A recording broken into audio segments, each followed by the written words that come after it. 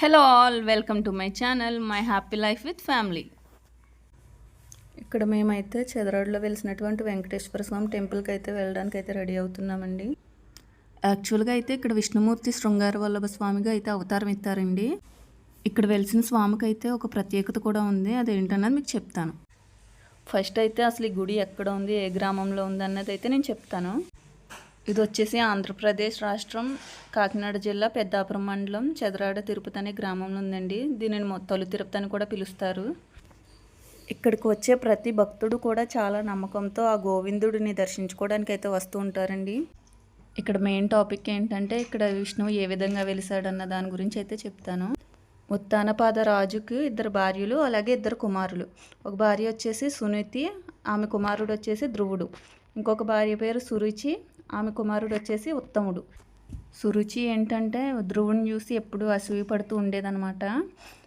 సురుచి ఏంటంటే తన కొడుకు ఉత్తముడు మాత్రమే రాజు కావాలని ఎప్పుడు కోరుకుంటూ ఉండేది.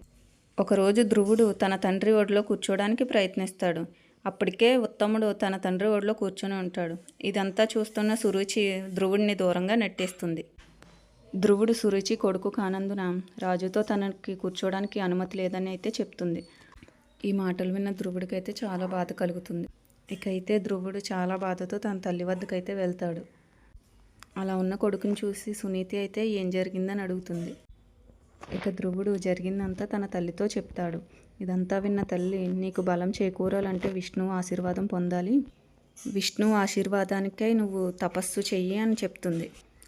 అప్పుడు ధ్రువుడు తీవ్రమైన తపస్సు చేయడానికి బయలుదేరుతాడు. నారద మహర్షి అతనికి మార్గనిర్దేశం చేసి ఓం నమో భగవతే వాసుదేవాయ అనే మంత్రం జపించమని అయితే చెప్తాడు. ఇక 6 నెలల తపస్సు తర్వాత విష్ణువు ధ్రువుడి ముందు ప్రత్యక్షమవుతాడు. ధ్రువుడు విష్ణువు యొక్క అపారమైన పరిమాణం మరియు తేజస్సు వలన విష్ణుమూర్తిని అయితే చూడలేకపోతాడు. అతనికి సహాయం చేయడానికైతే విష్ణువు చిన్న రూపాన్ని అయితే స్వీకరిస్తాడు.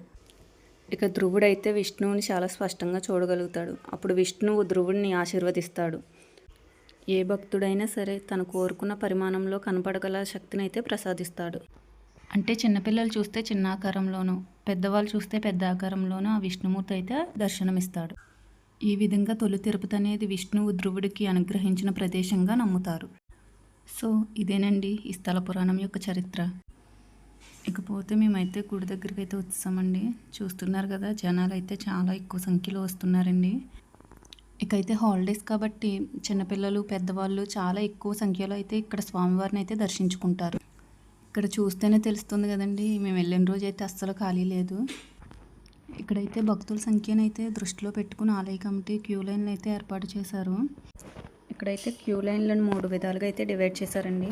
ఒకటి వచ్చేసి 50 రూపీస్ది, 20 రూపీస్ది, అలాగే ఫ్రీ అనమాట. ఇక్కడ నేను చెప్పేది డబ్బుల గురించి కదండి, వారికి ఉన్న టైము ఓపికను బట్టి వారికి నచ్చిన లైన్లలో అయితే వెళ్తున్నారు. ఇక్కడైతే మేము నామాలు పెట్టించుకున్నాము. నామాలు పెట్టుకుంటే ఫీలే వేరండి. చూస్తున్నారు కదండి ఎంతమంది భక్తులు అయితే ఉన్నారో. ఇందులో చాలామంది కాలినడకను కూడా వస్తూ ఉంటారు. ఈ వీడియోలో అయితే కాలినడకను వచ్చే భక్తులను కూడా చూసే ఉంటారు మీరు. ఇక అందరూ కూడా చాలా ఓపికతో గోవింద నామస్మరణ చేసుకుంటూ అయితే ముందుకు వెళ్తున్నాం.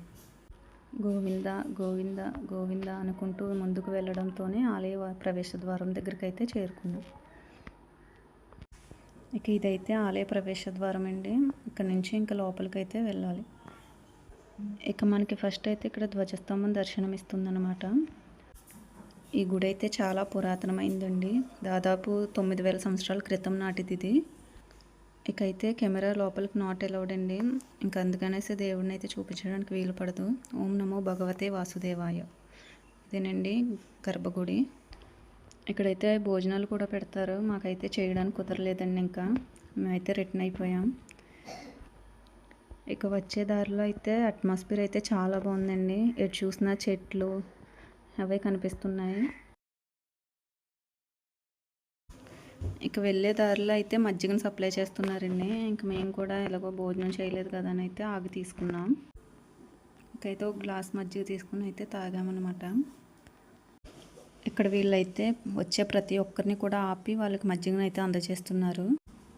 ఇక మేమైతే హైవే మీదకి వస్తాం అనమాట. మీకు ఆపోజిట్లో కనిపిస్తుంది చూడండి ఒక టెంపుల్, అదైతే సత్తమ్మవారు అనమాట. చాలా పవర్ఫుల్ అమ్మ.